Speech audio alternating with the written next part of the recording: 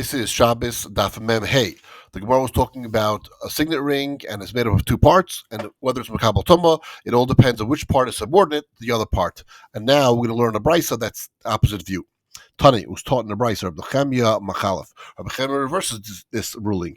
V'chein haya Rabbi Nechemia, because Rabbi Nechemia says, "Tabas achas chaysama," because then it goes really after a signet. It doesn't go after the ring part; it goes after the signet. Basula achar shlivav, and a ladder goes after its rungs. The koilav achar myodav, and a display board goes after its hooks. Uboil achar samaniyarov, and a yoke goes after its pegs. Amar Avula says that really tifto divrei kol. They can interpret everyone's opinion all the same. Shahaitzi lachson ba, when you took it out to stamp with it. Rabbi Shmuel b'shem Rabbi Zera, he says that haisa asu lakach, that a ring was made for this purpose, that purpose. Haitzia lachson ba chayiv. If she takes it out to sign with it, she is chayiv. Haitzia l'shem tachshet potter. If she takes it out because it's an ornament, then she's potter. Af al chaysam. If she took it out as a signet, sha'af al chaysam tfelo, lach because even the signet is also subordinate to the ornament. Halacha dalid loy yetzaya ish loy b'sayif loy b'keshes loy b'shrim loy ba'alaf loy b'roymach. He may not go out with different weapons. He can go out with a sword, now with a bow, now with a shield, now with an Allah, and now the spear. We're going to talk about what an Allah is. It's like a trident. Vim yotza chayev chatos, and if he goes out, then he's chayev chatos because these are actual carrying things. Rabbi Lezer Omer Tachshit and Heilai. Rabbi Lezer says that actually they're jewelry for him, they're ornaments for him. Really, weapons are just a gnai for a person. Shneimar says v'chisvu haravosam leitim v'nachzdechem lemazmeiros, that in the times of Mashiach, they're going to beat their swords into etim, to spades, and their spears into mizmeros, into shears, things that you could use for cultivating ground and for farm work as opposed to doing war. So this must be, obviously this is talking about a situation where it's not necessary to bring this out. It's not a sakana. Because if it's a sakana, then he's allowed to bring them out. This is just a person who's holding them in a public place, where it's not an Erev and there's not an immediate sakana. So these are things that the Chum do not want him to go out with. Biris tahira of yaitza bava Shabbos. The garter, the biris is a tahar, and you let it go out on Shabbos. Kavalim tamein ve'yosem Shabbos, and leg chains are tamein, not go out on Shabbos.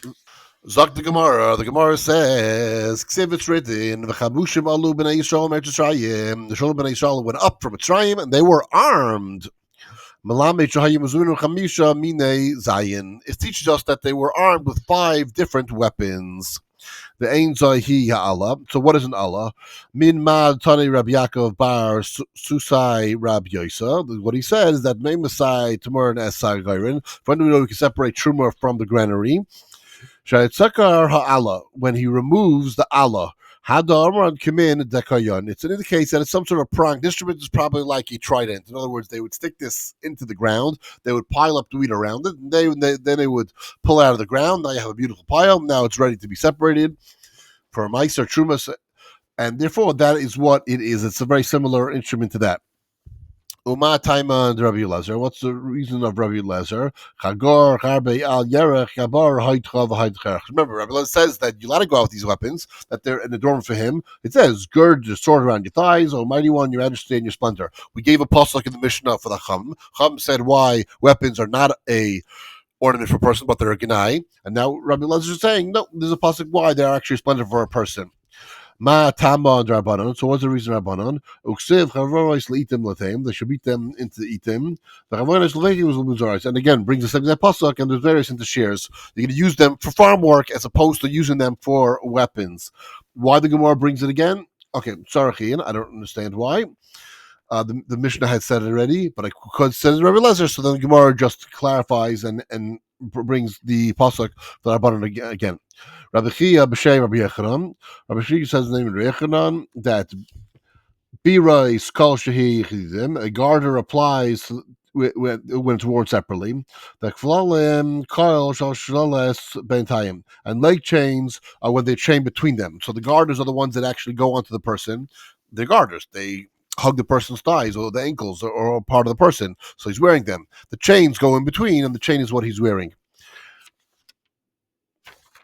Rabbi Yehuda says, B rice zu etzda. B rice is what's etzda. And what is etzda? Demar Rabbi Yehuda says from this pasuk that v'nakreves carbon Hashem ish asher matzah kli zahav etzda l'tzamid tabas ogel chumuz lakbois al shozah Hashem. We start bringing sukkim from Yeshayahu, and we're going to identify what all these things are. So it says, so we have brought an offering for Hashem, what any man found with gold vessels, including Etzda, Tzamid, Tabas, Agil, and a Kamaz, who atone for your soul before Hashem. So Etzda Z, Perusala. Etzda is a leg band. Tzamid, what does the pasuk say about tzamid? So Shraya, those are bracelets. Actually, they're probably more like armbands. In those days, they used to wear an ornament, an armband, to show that you've conquered somebody, conquered an enemy, you gained riches, or you had a master that paid you. So they would wear those type of bracelets, and they would go up the arms. Kima dait armor, like you would say, v'hatzmidim al yudeha, the bracelets on your hand, tabas, that it's kaiku, tabas are rings, that agil could shayu, that agil refers to the earrings, kima tamer, we said, v'aglayim alos naim, that the earrings are on your ears, the kumuz, and what is the kumuz? Yesh aimrim zeh tuba shel rechem. This was some sort of ornamental cast of the rechem.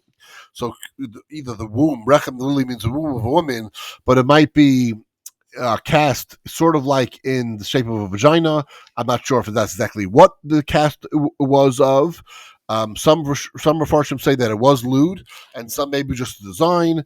It could be like the paisley, that it sort of that type of design. It sort of looks like it, but it's not exactly of it. And v'yesh, I'm rather say zeh tfus shel dadim, and some say that's a cast of breasts, or again, it could be a cast that looks like breasts. It could be mounds in that type of shape. Ksiv, it was written, Vayamahu Yasir Adonai al Tiferes Achsim, that on that day Hashem will remove the splendor of the Achsim. So Kudraxa. These are like clogs, those wooden shoes. Kima Daita Braglehem.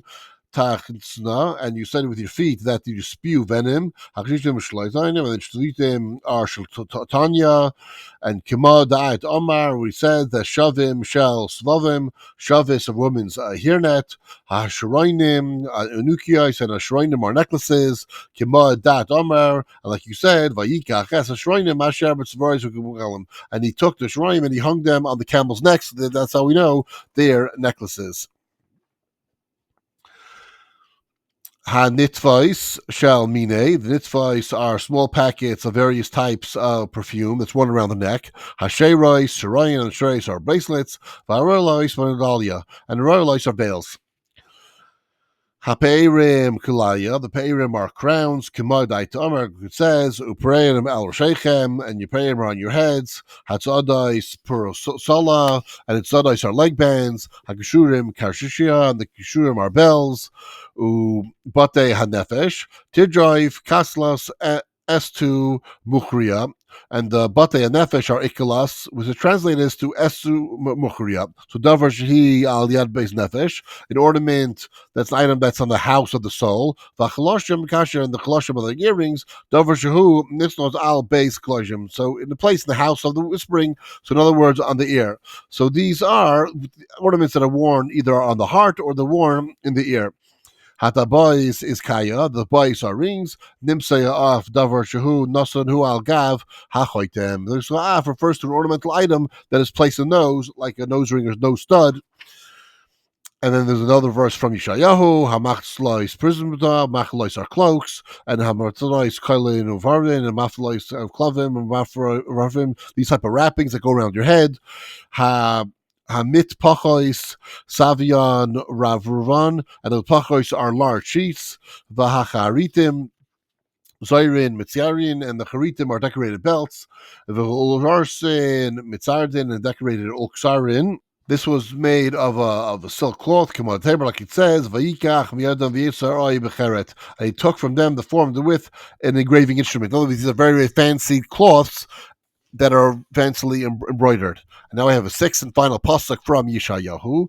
Hagulayim, the Galgalayim. The Galayim are the Galgalayim, silk tassels or very fancy tassels. Hazidim Sadanya, and those are sheets.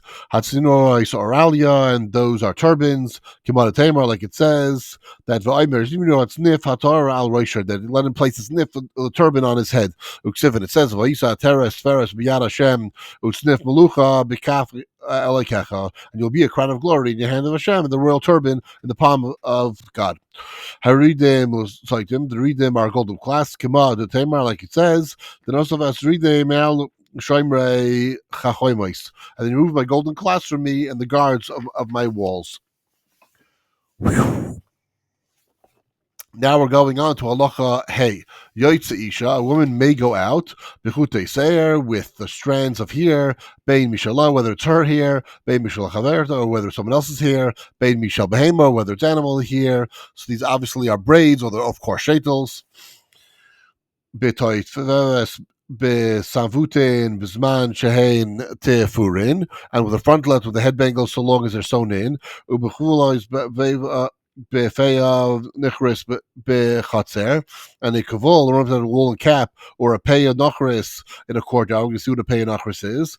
Ubemai shabazna, or a wad in her ear, to absorb either a fluid or to absorb wax. Ubemai sandala, or a wad in her sandal to make it comfortable.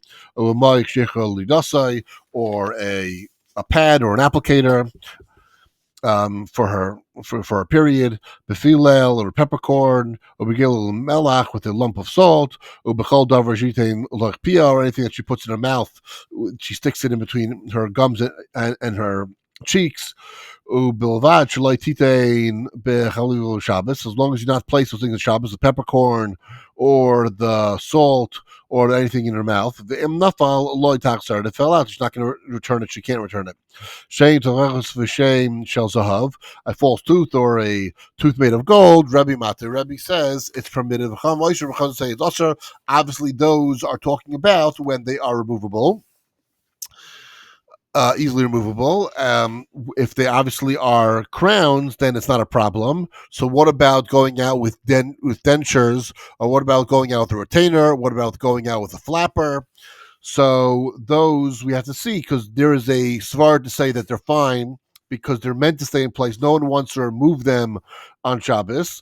The false tooth and the gold tooth that are not crowns, they could be moved. And if they're moved, he'll take him out to hold them and carry Shabbos. Things that sit nicely, dentures, flappers, retainers that are not meant to move, those aren't worried that a person's going to go ahead and carry them in Shabbos. And we know that anything that's hidden inside his body, you're allowed to go out in Shabbos. So it's not going to be part of that same gezerah. Chanan bar Imi Amar Kumi, Rabbi Yehuda b'Shei Mashna Rabbi Yirmiyah. Rabbi bar Imi said before Rabbi Yehuda Mashna Rabbi Yirmiyah, L'vad shaloi teitzei al yelda b'shel zakena. Provided a young girl does not go out with an elderly woman's hair, and v'lo zekna b'shel yelda, or older woman goes out with a young girl's hair, and that situation obviously isn't weird because of embarrassment. She may be ridiculed, may want to take it out, but these days where women who definitely are gray underneath are wearing shetels that are very, very bright colored here, brown, black, like that. So that is not a problem because there's no ridicule there anymore.